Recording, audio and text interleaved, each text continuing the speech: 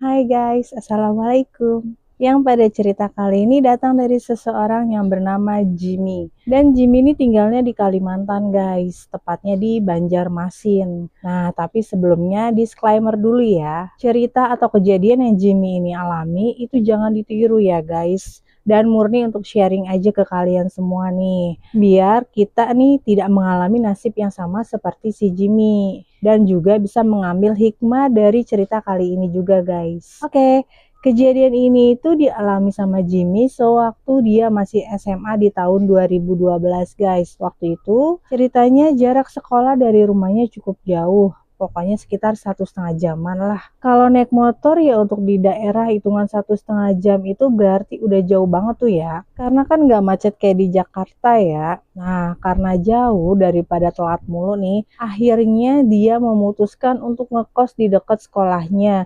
Dan katanya di kosan itu pun banyak anak-anak dari sekolah SMA-nya juga guys. Jadi bareng-bareng gitu deh, ala-ala pesantren gitu. Dan sama nih kayak SMA pada umumnya. Di SMA Jimmy ini itu mewajibkan para siswa untuk ngikutin kegiatan ekstrakurikuler apa aja. Intinya harus ikut salah satunya guys. Nah, berhubung dari SMP Jimmy ini katanya memang udah ikut silat ya. Jadi pas SMA tuh dia memilih untuk bergabung di ekskul pencak silat lagi guys. Nah, awalnya Jimmy sama teman-teman sekolahnya itu berlatih seperti biasa.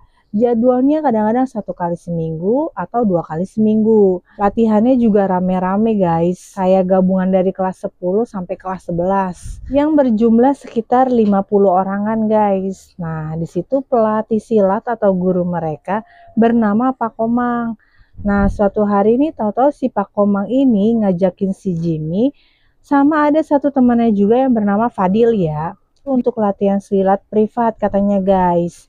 Alasannya katanya si Jimmy sama Fadil ini dibilang jago silat lah. Cuma sebenarnya nggak juga sih, karena mereka juga bukan tipe-tipe yang nonjol di ekskul tersebut guys. Yang istilahnya mereka ikut pencak silat juga karena syarat dari sekolahnya mewajibkan untuk masuk ke salah satu ekstrakurikuler kan. Jadi bukan kayak seniat itu, kayak mereka tuh benar-benar mau pelajari atau mendalami ilmu silat, bukan begitu. Tapi emang karena diwajibkan ikut kan. Namun kata Pak Komang, aura mereka berdua itu adalah aura-aura yang gampang dibuka katanya. Yang nantinya nih, mereka bisa punya kekuatan tenaga dalam kalau belajar dengan serius. Nah, dibilang begitu kan penasaran dong. Hah? Maksudnya kekuatan kayak apa? Kayak Son Goku begitu tiba-tiba bisa ngeluarin Kamehameha.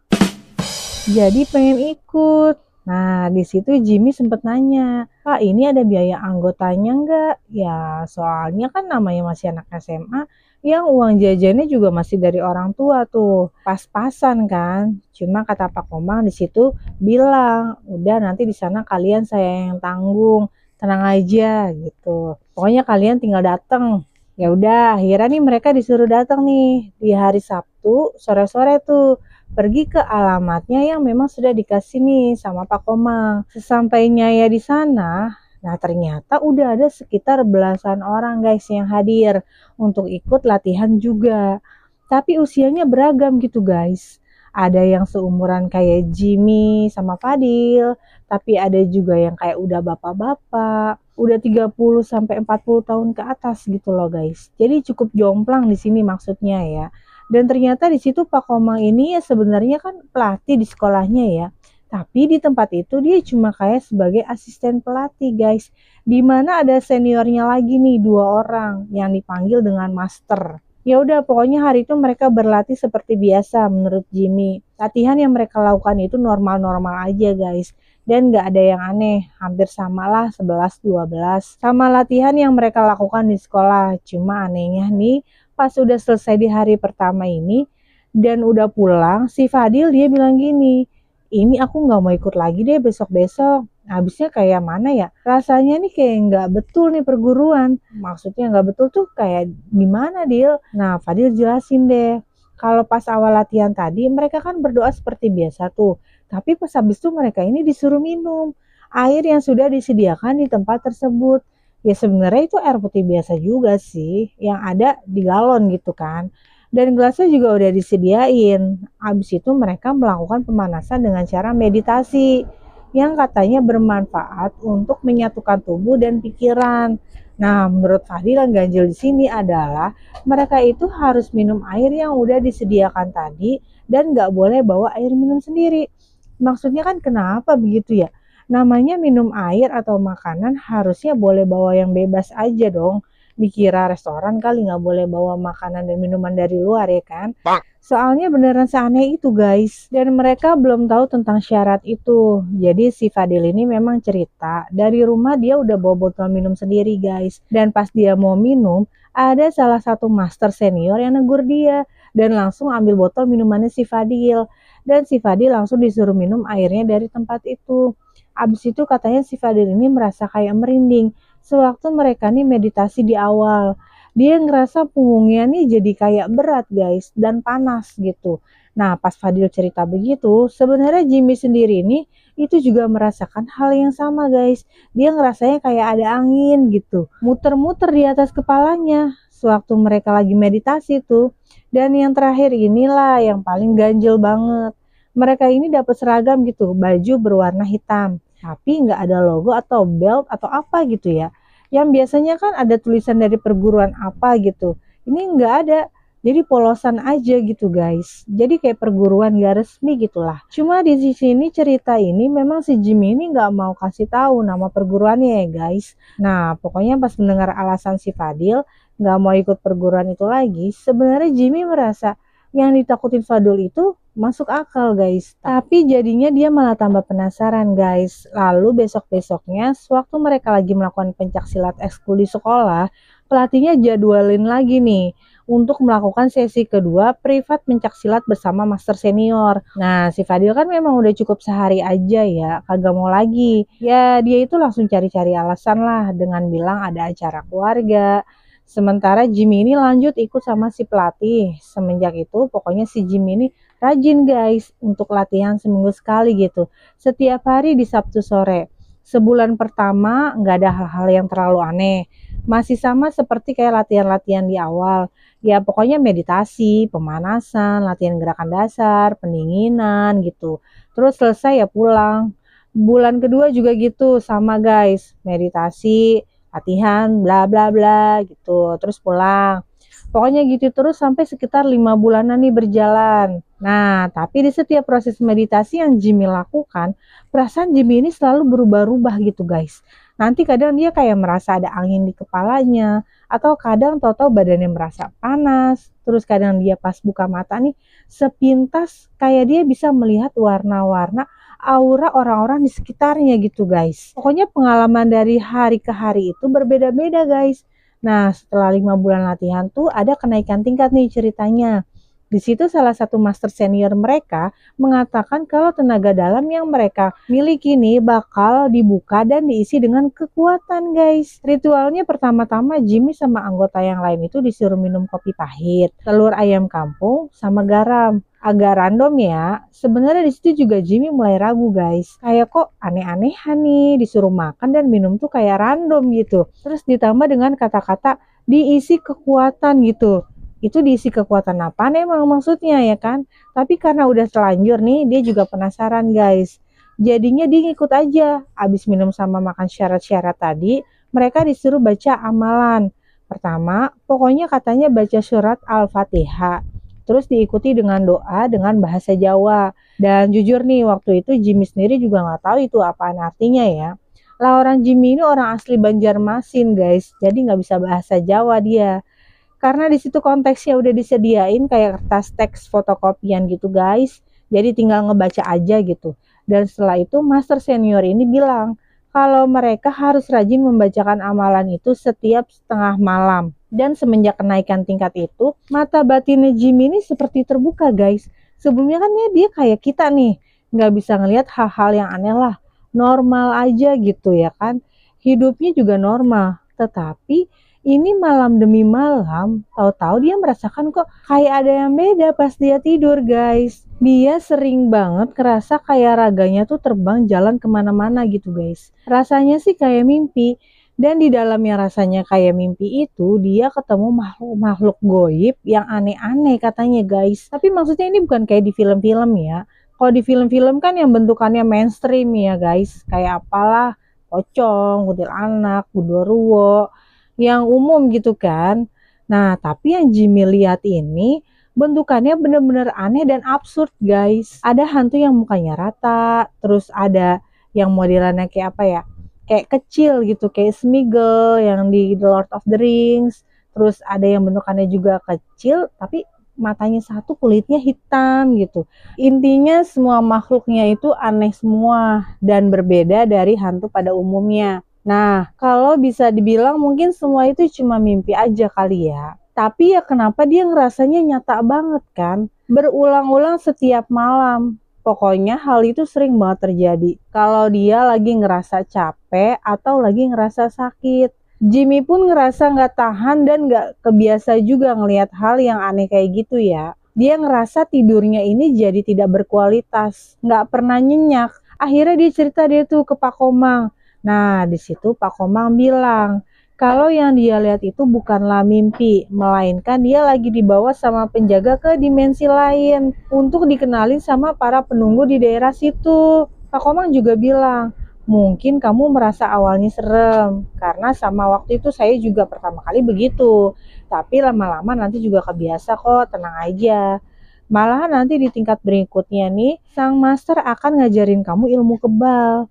Nah, waktu dijelasin begitu, oke nih, masih kayak percaya nggak percaya, kayak, ah apaan sih gitu kan. Masa katanya sekarang gue ada penjaganya, ya karena dia sendiri nggak ngeliat tuh wujud penjaganya kayak gimana kan, jadi belum percaya banget nih. Setelah itu pokoknya hari demi hari dijalani seperti biasa guys. Sekolah Senin sampai Jumat, terus latihan silat dan ekskul, dan latihan silat privat di setiap Sabtu. Dan setiap malam juga dia masih terus tuh kayak merasakan dirinya itu terbang gitu guys. Dan akhirnya memang makin terbiasa tuh melihat wujud yang aneh-aneh begitu. Sampai suatu hari, pas dia lagi pulang dari latihan privat di hari Sabtu, dia mampir nih ke sebuah warung untuk beli rokok. Yang namanya juga ini masih SMA ya, lagi badung-badungnya deh pokoknya. Makanya jangan ditiru ya guys. Tahu-tahu yang punya warung itu nyeletuk. Wah, kamu masih muda udah punya backingan nih. Jimmy bingung kan? Ah, backingan apaan? Soalnya di situ kan Jimmy sendirian doang, nggak sama siapa-siapa. Backingan siapa? Kata Jimmy. Nah, terus si pemilik warung ini menunjuk ke cincin yang lagi dia pakai, cincin dengan batu gede gitu di jarinya, guys. Di situ Jimmy untuk pertama kalinya melihat ada cincin yang bisa mengeluarkan warna-warni gitu. Persis kayak warna pelangi. Dan pas dia perhatiin lagi di cincinnya, itu ada kayak manusia kecil di dalam batunya guys. Nah, si pemilik warung itu bilang kalau makhluk yang ada di dalam cincinnya itu adalah kodam. By the way, kodam itu kayak apa ya? Semacam penjaga kita dari alam lain gitulah katanya. Nah, si pemilik warung itu juga bilang, si Jimmy itu juga punya kodam. Dan cara agar kamu bisa melihat kodam dan bisa berkomunikasi dengannya adalah kamu harus baca amalan tiap tengah malam katanya. Nah, pas dengar begitu, Jimmy ini merasa omongannya itu sama persis sama perintah dari master senior yang kayak gitu juga kan. Disuruh kayak baca doa amalan gitu. Tapi selama ini memang si Jimmy ini jarang melakukannya. Tapi karena kata-kata dari si pemilik warung tadi yang sebenarnya kan nggak kenal ya sama si Jimmy, di situ Jimmy ini makin yakin. Ya udah, dari situ Jimmy ini mulai rajin baca doa amalan tiap malam sampai sekitar 1 bulan lah. Kemudian saat udah rutin nih dia melakukan semua itu, waktu dia lagi baca doa amalan di suatu malam, untuk pertama kalinya dia melihat kodam miliknya itu guys.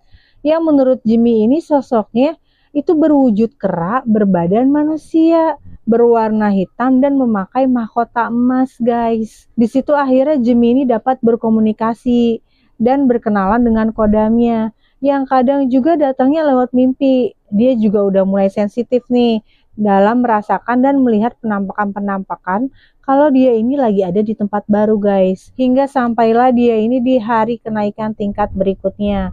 paling sekitar 10 bulan, hampir mau setahun jadinya ini ya guys. Nah, master senior ini bilang kalau di kenaikan tingkat kali ini itu bakal diajarin dan dikasih yang namanya ilmu kebal untuk melindungi diri dari bahaya dan kebal terhadap senjata-senjata tajam guys. Ritual awalnya sama seperti ritual sebelumnya, yaitu kayak minum kopi, makan telur dari ayam kampung, dan juga garam. Sama disuruh meditasi juga guys, cuma kali ini meditasinya dilakukan semalaman penuh di salah satu rumah master senior. Jadi meditasinya maksudnya bukan di tempat-tempat angker ya, kayak di gunung atau di hutan gitu. Bukan kayak cerita-cerita umum kebanyakan orang ya guys. Nah, pas meditasi itu lampunya ini dimatiin. Dan semua anggota diminta duduk bersila. Meletakkan tangannya di dengkul dengan jari tengah dan jempol saling bertemu. Mereka juga diminta mengosongkan pikiran. Dan tiba-tiba dalam sekejap nih si Jimmy ini merasa ada di depan sebuah gua guys. Yang dijaga dua makhluk guys. Sosok makhluk itu sendiri mirip kodam yang dia miliki yaitu kera. Tapi ukurannya lebih kecil dan nggak pakai mahkota. Nah, di situ katanya penjaga si keranya itu memperbolehkan si Jimmy masuk ke dalam gua, guys. Sosok itu kemudian berdiri mendekati Jimmy dan mengusap kepalanya Jimmy ini sebanyak 3 kali, guys. Dan di usapan yang ketiga, tiba-tiba Jimmy ini sudah kayak merasa kembali lagi ke ruang meditasi. Ternyata pas selesai nih, semua anggota menceritakan pengalaman yang berbeda-beda. Tapi menurut Master Senior, kejadian yang Jimmy alami ini merupakan pertanda bahwa Jimmy sudah disetujui guys untuk memiliki kekuatan ilmu kebal. Dan setelah meditasi tadi, masternya ini mulai mengajarkan kekuatan yang katanya telah didapatkan. Pokoknya Jimmy dan beberapa anggota lainnya nih disuruh diri berjejer.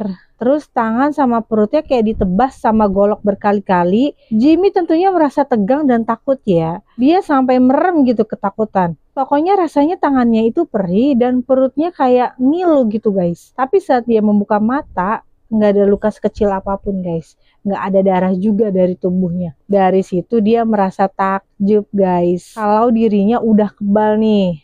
Nah di situ masternya bilang, kalau ilmu yang mereka punya nih harus digunakan sebaik-baiknya dan harus tetap rendah hati. Sama jangan jumawa. Mereka juga harus menjalankan amalan puasa putih guys. Yang katanya cuma boleh makan nasi. Terus juga dilakukan di tiap pahing begitu ya. Ya mohon maaf kita juga kurang paham deh masalahnya ini ya. Pokoknya tiap orang memiliki pantangan yang berbeda-beda. Kalau si Jimmy ini katanya pantang melewati tiang jemuran. Yang memang terdengar konyol katanya tuh ya. Tapi jika pantangan itu dilanggar, kodam yang ada di dirinya katanya bisa menguasai dirinya itu. Dan malah kayak kesurupan. Lah repot banget ya. Daripada repot-repot begitu nggak boleh ngelewatin tiang jemuran. Solusinya apa? Laundry kiloan aja kali ya. Ribet banget lagian syaratnya. Nah, si Jimmy ini mengakui kalau pas lagi SMA itu dia lagi nakal-nakalnya guys. Dimana lagi kayak badung banget pokoknya. Dia ini minum sama ngeganjui juga katanya guys. Alasannya karena dia sulit tidur. Dan kalau tidur ya tadi tuh malah kayak jiwanya jalan-jalan dan mengalami hal-hal mistis guys. Jadi dia nih sukanya udah teler aja deh. Biar nyenyak sekalian tidurnya kagak sadar. Tapi ini nggak boleh ditiru begitu ya guys. Jangan ditiru pokoknya. Dan dia bergaulnya juga sama teman-teman yang salah guys. Teman-teman yang rusak gitu. Dia jadi mulai sering bolos sekolah guys. Dan nongkrong-nongkrong doang kerjaannya. Nah karena sering nongkrong-nongkrong. Ini kan nggak jelas ya jadinya. Dan dia ada rasa-rasa iri deh tuh sama temennya. Kayak tahu-tahu HP-nya bagus gitu kan. Singkat cerita ya, pokoknya dia merasa nih nggak punya uang gitu buat beli HP baru kayak teman-temannya. Dan nggak punya juga nih uang buat beli ganjoy, ya kan. Akhirnya si Jimmy ini diajakin sama temennya buat ngejamret guys. Alias kayak nyopet gitulah. Dimana akhirnya dia nekat nih memberanikan diri mencoba-coba tuh hal tersebut. Dia mikirnya dia kan udah punya jurus silat nih buat berantem gitu. Punya kodam juga yang bisa ngelindungin dia istilahnya kan. Plus punya ilmu kebal jadi lengkap nih. Ya udah dari situ beberapa kali dia ikut sama temennya tuh buat ngejamret di daerah yang memang lumayan jauh dari tempat tinggalnya biar nggak ketahuan guys.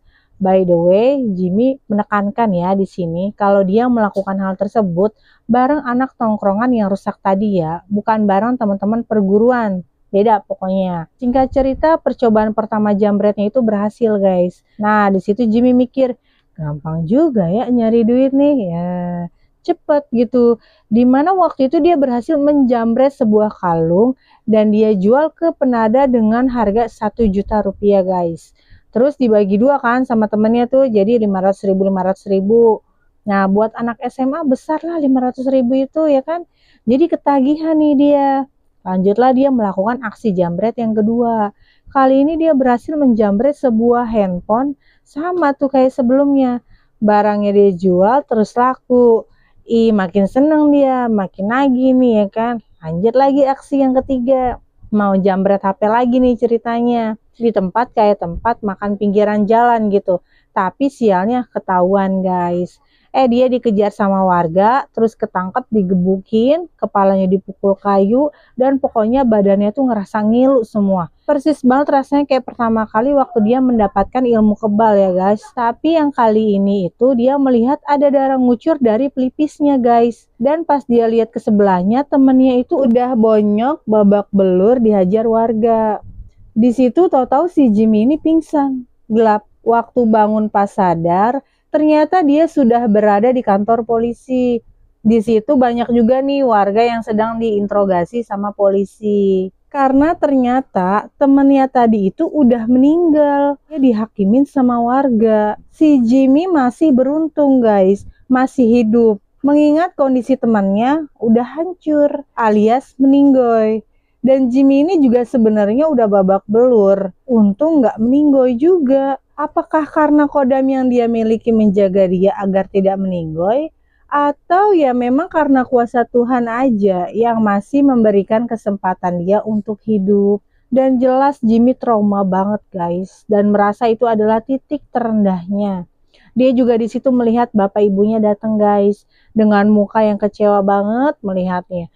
Ditambah masa depannya juga berasa hancur ya. Karena dia dikeluarkan dari sekolah guys.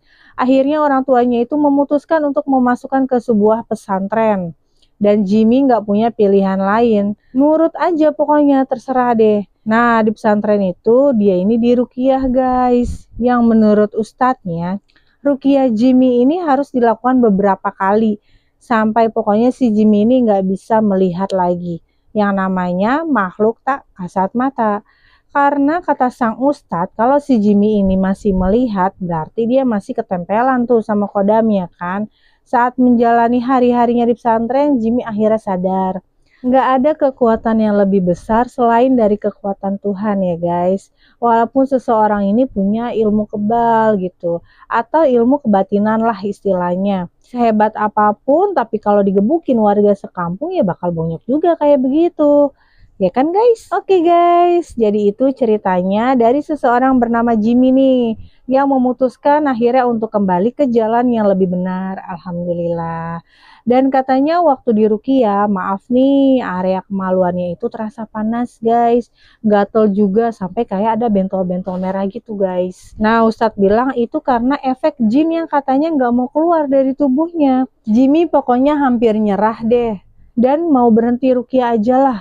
Karena nggak tahan dengan efeknya. Tapi ustadznya bilang untuk lebih bersabar dan berserah diri sampai Jimmy ini akhirnya kembali normal guys. Sekali lagi Jimmy ini berpesan kepada kita semua untuk tidak mencontoh apa yang pernah dia perbuat ya guys. Karena ya penyesalan selalu datang belakangan ya. Alhamdulillahnya dia masih dikasih waktu untuk taubat tuh.